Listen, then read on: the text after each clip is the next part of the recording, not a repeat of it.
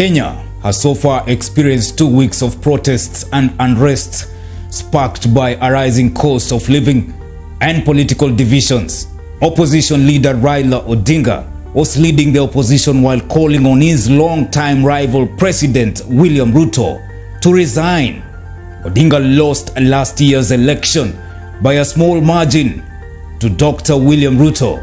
He says he was cheated out of victory. Welcome to Inside Story. My name is Bushebi Jr.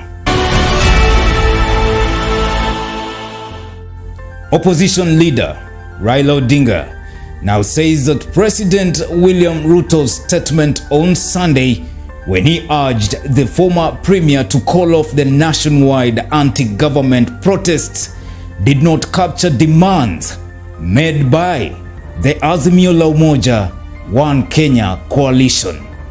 President Ruto suggested a bipartisan engagement in parliament on the reconstitution of the Independent Electoral and Boundaries Commission IEBC, but did not touch on how his government intends to address the country's high cost of living.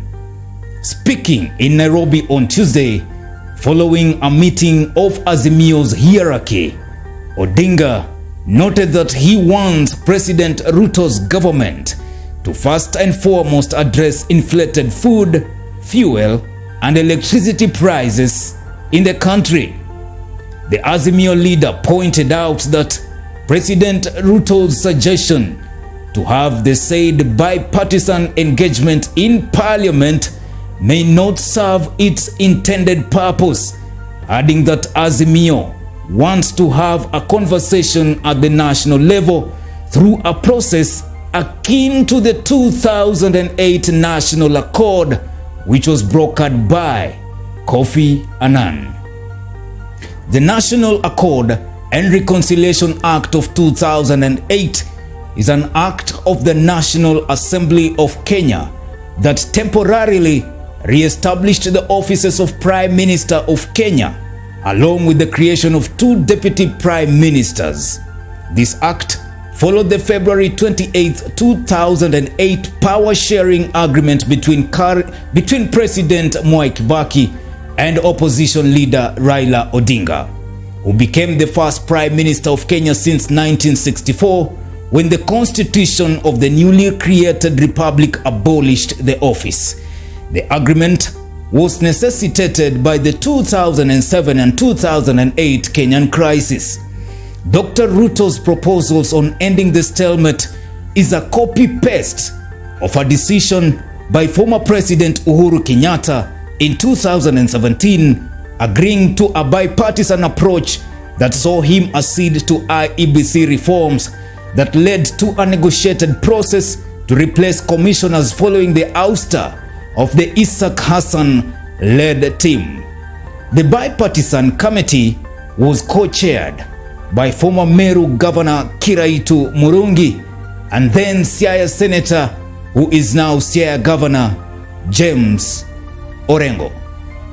In this case, therefore, it's no secret that Mr. Odinga is saying that Parliament is too small to handle the problems currently facing Kenya. Instead of bipartisan dialogue, Mr. Odinga is now asking for multi-partisan national dialogue involving Kenyans, technocrats, civic societies, and international community. This is akin to going for nothing less than power-sharing agreement between Kenya Kwanza government and Azimio la Umoja One Kenya coalition. Whatever agreement that will be reached will foster creation of laws that will form positions such as Prime Minister, Deputy Prime Minister, Office of the Opposition Leader, and other new powerful positions. Think again. Is this about common mwananchi? Is it truly about reducing cost of fuel, unga, and eventually the cost of living, and making Kenya the best country for all? or it's about state capture by oligarchs, dynasties, and political elites? Is it a settled matter, and the clueless public is being choreographed into it through political rhetoric? You must stop shouting handshake or no handshake and begin to prepare to take your position in these dialogues. If you don't, it will be a political class affair. For example, when the talks start, because they will the issue of bursary equity be addressed either by increasing constituencies in highly populated areas or by adding those constituencies more money? There are, for example, constituencies with children receiving 3,000 or 4,000 shillings bursary per child, while in another constituency, a child comfortably receives more than 50,000 shillings due to population inequality. Instead of members of parliament wasting time saying that there will not be handshake and others screaming no handshake, nonetheless, they should spend their time strategizing on how their regions will benefit from this process.